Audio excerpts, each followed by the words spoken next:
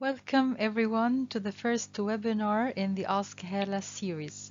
My name is Hala Ahmed. I'm an academic manager at the British Council and I'm so happy to talk to you all today. Today's webinar is about making the shift to remote teaching.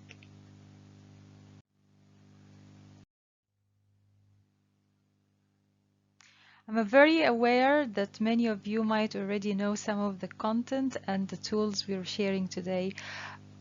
But this is actually a very good opportunity for everyone to refresh their knowledge of learning technologies and try to address as many issues as time allows.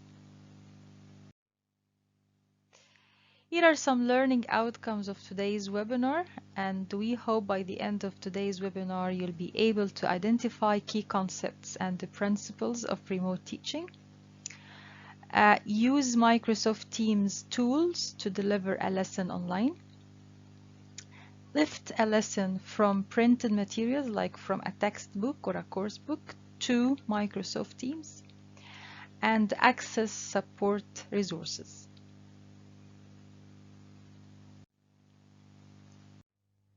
I have a question for you. How many types of virtual teaching modes do you know? Or what are the key types of virtual teaching modes do you know? Yes, exactly. We have two main types of virtual teaching. Synchronous teaching and asynchronous teaching. That's correct. Now, what is synchronous teaching and asynchronous teaching? What's your understanding of these two concepts or terms? Yes, synchronous teaching is when the learners and the teacher are online at the same time, whereas asynchronous teaching is when learners and teacher do the online work but at different times. So they visit perhaps the same platform, but they visit the platform at different times and they find the content there. So synchronous teaching is exactly like what we're doing now. We're together in the same session at the same time on the same platform. We're interacting in real time. But asynchronous teaching is when you leave, for example, some questions on WhatsApp. Then the students come to the WhatsApp group later on at different times, whenever it suits them. Then they start to respond to your questions at their own pace, asynchronously. Now, what is our recommended model? Do we recommend using synchronous teaching or asynchronous teaching?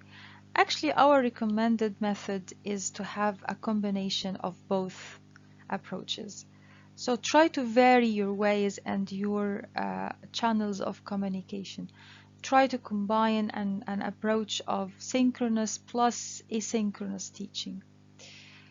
Exist with your students and come together online at the same time when you think this is needed for instant interaction, and also find a platform to host you and the learners and the content asynchronously at different times, because you cannot always gather the learners together at the same time, and we know that you have a busy timetable, and the learners also are a bit overwhelmed with their new schedule and their new way of learning.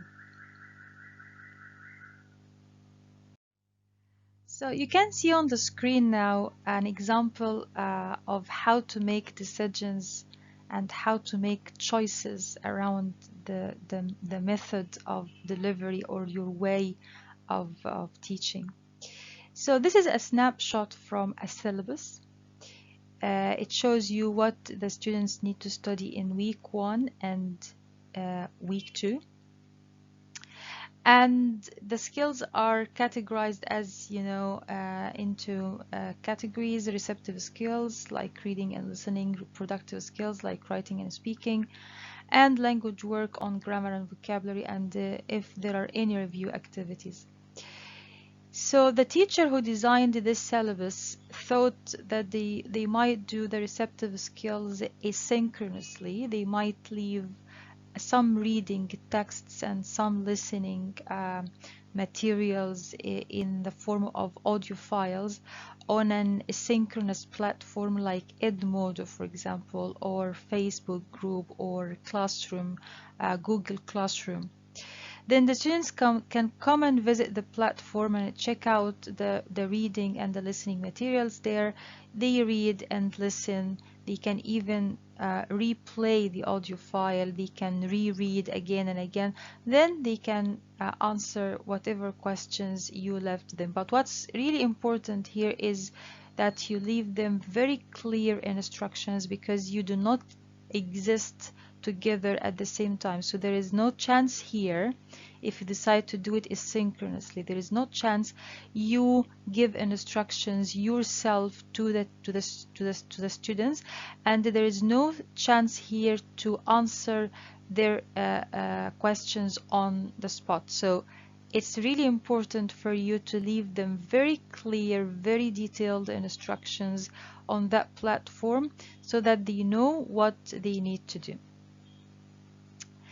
For the productive skills, the teacher here thought they might ask the students to produce something, to write something, or to record some speaking asynchronously. So they do it when they're ready. They do it when they study, when they get enough knowledge, when they get enough input. So then they go to the asynchronous platform and they submit their writing, or they send their speaking task. Some other teachers like to do this part synchronously, live in real time, so that they can assess, for example, the students' speaking ability on the spot, and they give them instant feedback. They also think that if they put the students together in, for example, breakout rooms, so they can practice speaking together, they can learn from each other mistakes, and they can even upgrade each other language by listening to each other in the breakout rooms. The teacher who designed the syllabus thought that language work activities and exercises around the grammar and vocabulary can be done synchronously, live in real time, so that you can explain a grammar rule or explain the meaning of new vocabulary on the spot, and you give yourself the chance to interact with the students, and you get feedback from them, and check instantly if they understood what you're explaining. And this way you'll be able to step in and give extra examples or extra clarification if you think they still need more practice. Now let me share with you some key principles and the guidelines for online teaching. You'll find that many of these principles and guidelines are the same as the ones you normally follow in your regular teaching, in your face-to-face teaching. And this is actually true, because the solid teaching principles should be the same and should remain the same whether you're teaching online or you're teaching face-to-face. It's all about your teaching methods and your principled teaching approaches. And as we always say, everything hasn't changed, but actually nothing hasn't changed. It remains the same in the sense of this is your teaching, you follow the same teaching principles, you make sure your lessons are engaging and interactive, and your teaching choices are informed and are based on science and research and the principles. So the first key point we'd like to discuss with you in this part is around reinventing the wheel actually. So first, let's not reinvent the wheel. And I know it's very tempting to try to use fancy technological tools and design engaging activities. That's all good and cool, but if there is some material already made available for you, why don't you start with using them?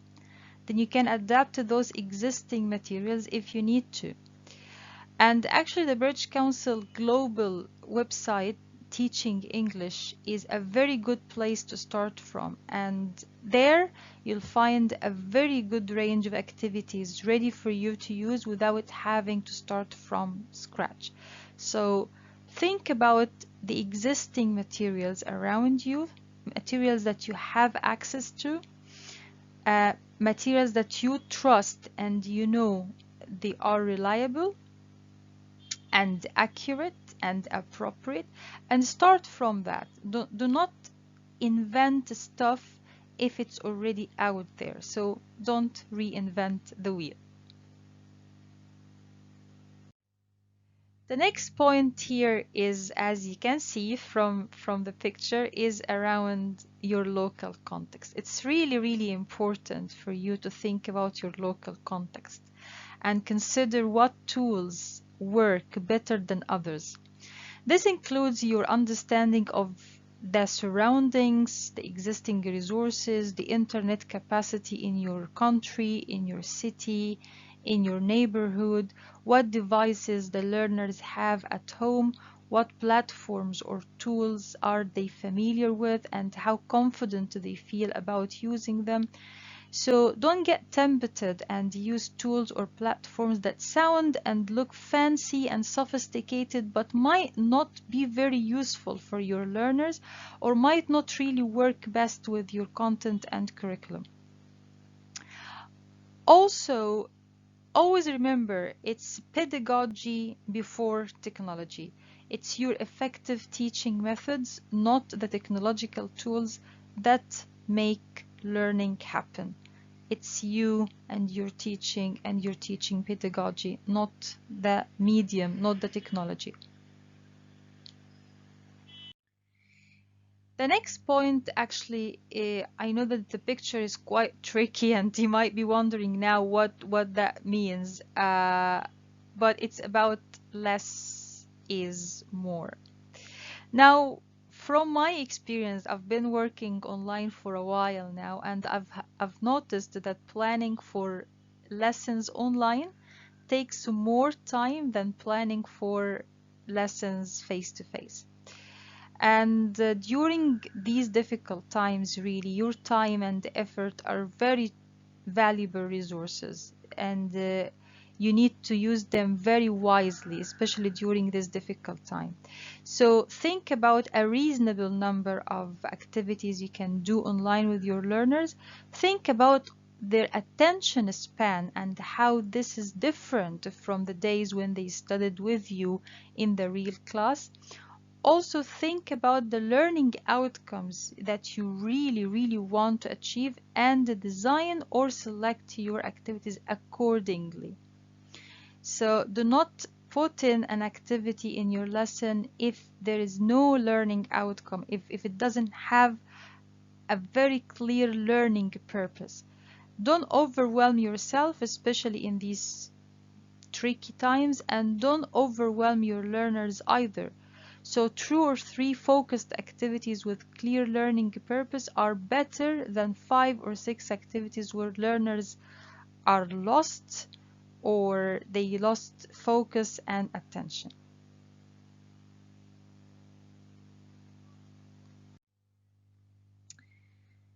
So I hope my picture is as expressive as possible. This next point is around, yes, freeing your learners and learner autonomy.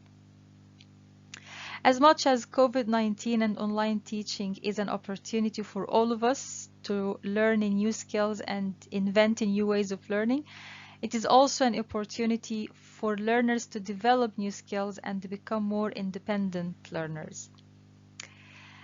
Uh, In the new mode of teaching, where you and your learners do not spend much time interacting with each other in real life, they need to learn to become more autonomous and more independent. And actually, they need to learn how to learn. How to learn independently without you being present at all times. Online learning will help them find information for themselves, dig out the relevant knowledge, verify news online. It would also teach them how to be digitally responsible and be what we call a digital citizen. And I think for all of this to happen, you need to support them and you need to give them guidance, especially around online safety and digital responsibility and digital citizenship, and how to verify sources of information, and how to make a decision or a choice around a source of information or around the use of a certain website.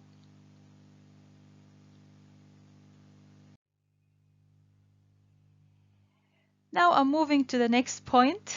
Yes, and it's around communities, teacher communities, and about joining the party. I think with schools closed and moving teaching to online, you need to know what other fellow teachers are doing and how they are feeling and what tools they have tried and worked well and what didn't. And you need to know even what their concerns are. So don't be a loner and quit the island and join the party. It's really advisable if you become a member of a learning community. And the British Council online teacher community is a very good place to start from, where you find teachers from different contexts, teachers with the same concerns, same questions, same experiences, same ideas, but also teachers with different perspectives, teachers who've tried things and things worked for them. So instead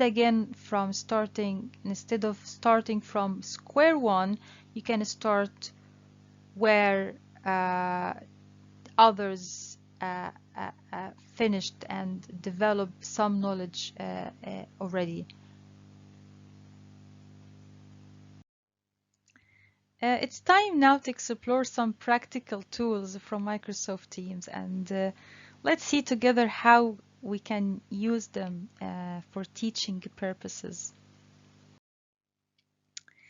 So in the control bar at the bottom of your screen, if you're on Microsoft Teams, if you're using Microsoft Teams meetings or live sessions, you normally find the video button, and by clicking on the video button, you can switch it on and off. The same thing for the microphone button. You can switch it on and off. And here is the share screen button, and we'll come to this in a minute. And here, these three little dots, or what we call them, ellipses. When you click on them, you have a different sub-menu where you have other options, and we'll come to this in a minute. And the raise your hand button if you want to speak, or if you want your learners to raise their buttons because they want to participate. And the chat box, we'll come to this in a minute. And this button is for you to know how many participants are there, or how many attendees are there in your lesson and what their names are. And the red button, of course, is always for leaving or ending the lesson. So if you click on these three little dots or the ellipses, you'll find a sub menu with other options, things like show the device settings, show the meeting notes if you'd like to take notes during the lesson, if you'd like to change your background effect, and if you'd like to start recording. All of these can be found here if you click on these three little dots. So how about sharing the screen button? So when you click on the share screen button, you have different options. But remember, when you share a video or an audio, to click on this little box and tick it off, it says include system audio. It will enable you to share the sound from your system, not from your external speaker. So the attendees on the other side of the meeting will be able to hear your sound through the system, through the meeting, not through an external speaker or something.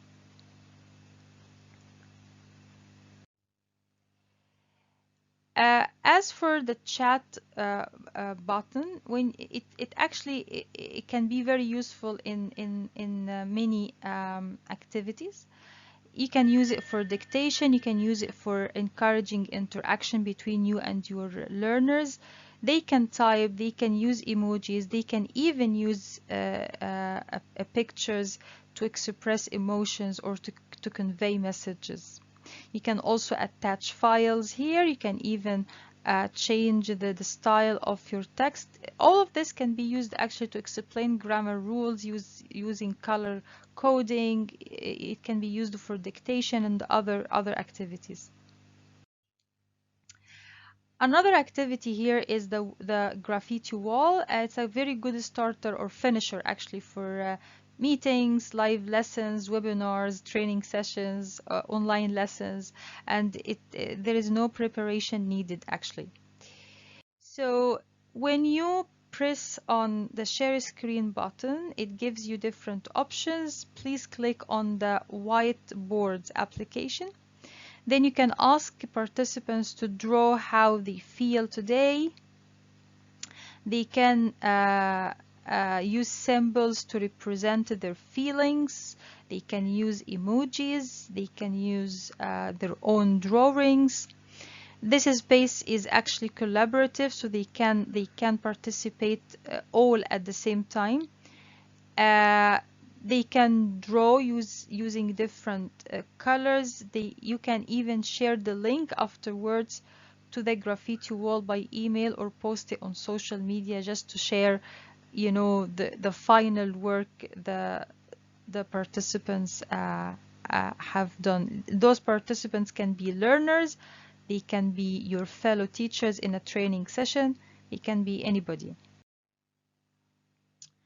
Now I'll tell you about some tools that can make your content more accessible. The first tool here is the video transcript. So after you record your session and after you stop recording, the recording is sent to the attendees through the chat channel of the meeting. And if they click on the three little dots next to the recording window, you'll find this option. It says open in Microsoft Stream. And when they open the video or the recording in Microsoft Stream, they will be able to see the transcript on the right hand side. They will be able to see all of the webinar or the lesson or the training session transcripted in writing. And scripts are really useful for participants, learners, attendees with low level of English, or teachers or other stakeholders like officials that you need to work with who are not particularly English specialists, and they don't have to be, and their English is not as great as yours. It's also helpful for people with hearing disability. So if somebody has got a problem listening to the video or to the recording, they can actually read the script. It's also good for checking answers after a listening activity, and you can use it to follow up after a training or after teaching or after any online event. The next tool is the immersive reader, and it's very useful for people who have sight disability or vision impairment. So I'm not talking here about Microsoft Teams meetings. I'm talking about Microsoft Teams sites. So for each, you can have you can establish or set up a site or a team, like a group for some learners or some fellow teachers, and you can start posting messages or content on the site. So if you go to a message or a post, then if you hover over it, you'll have the three little dots again. Then you have a menu, a sub-menu, and you can choose the immersive reader. Now let's see on the next slide what an immersive reader can do. It reads out actually the text to you, and you can control the speed and the voice gender. You can use a male or a female voice here to read out the text for you.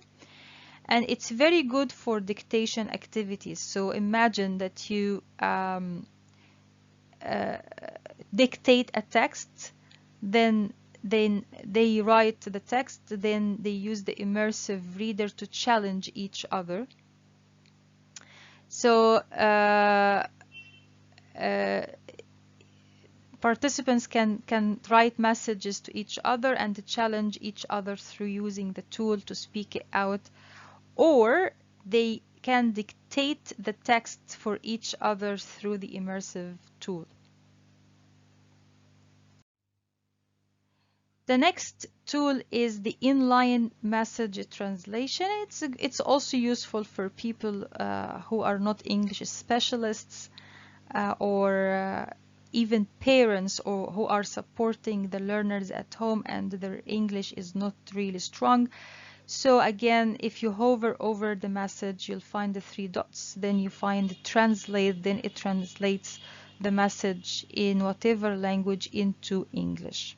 So it's useful for those whose English is not really great, but they'd like to support their learners at home with English homework or something. The next tool is really good for tracking important items. This is valid if you're using Microsoft Teams as a co-working space to develop content, for example, with your colleagues or with your fellow teachers, if you'd like to work on lesson plans together or something. So this is not the meeting mode, it's the co-working space mode. It's working on a Teams group or a Teams channel. You know, when you have a big team and this team is vivid, the flow of messages can be really overwhelming. So if you'd like to bookmark important items, you can again go to the message, hover over it, find the three little dots, and click on save this message. It will bookmark this item for you. And if you go to your little picture on your right hand side, click on it, you'll find saved items in the menu. If you click on saved items here on your left hand side, you'll find a list of all of your bookmarked items or saved items. It's good for tracking important messages or important content items. The next tool is called Activity Filter, and this is particularly good for you if you'd like to find important content and if you're sharing this space with a group to create content. So you click on this filtering symbol and you type the keyword, and you'll be able to find in the chat or in the feeds the everything mentioned around this keyword or this content. We've come to the end of our webinar today. I'd like to thank you all for your time, for your interest, and for watching today's webinar. And I hope you found today's webinar a bit useful and relevant. I also want to leave you with some recommended resources. First, you can find a very good range of resources for remote teaching on our global website, The Teaching English. You can also join the British Council Community Facebook group on Facebook, and you can also follow the news and the latest resources produced by the Teaching English team on our Facebook page, which is the biggest, like it has the largest number of followers of teachers in the world. It has 4 million followers. You can also become a part of the teacher educators community of practice by signing up for the teacher educators online community through this link. Thank you very much, and I hope to talk to you again online very soon. Thank you. Bye bye.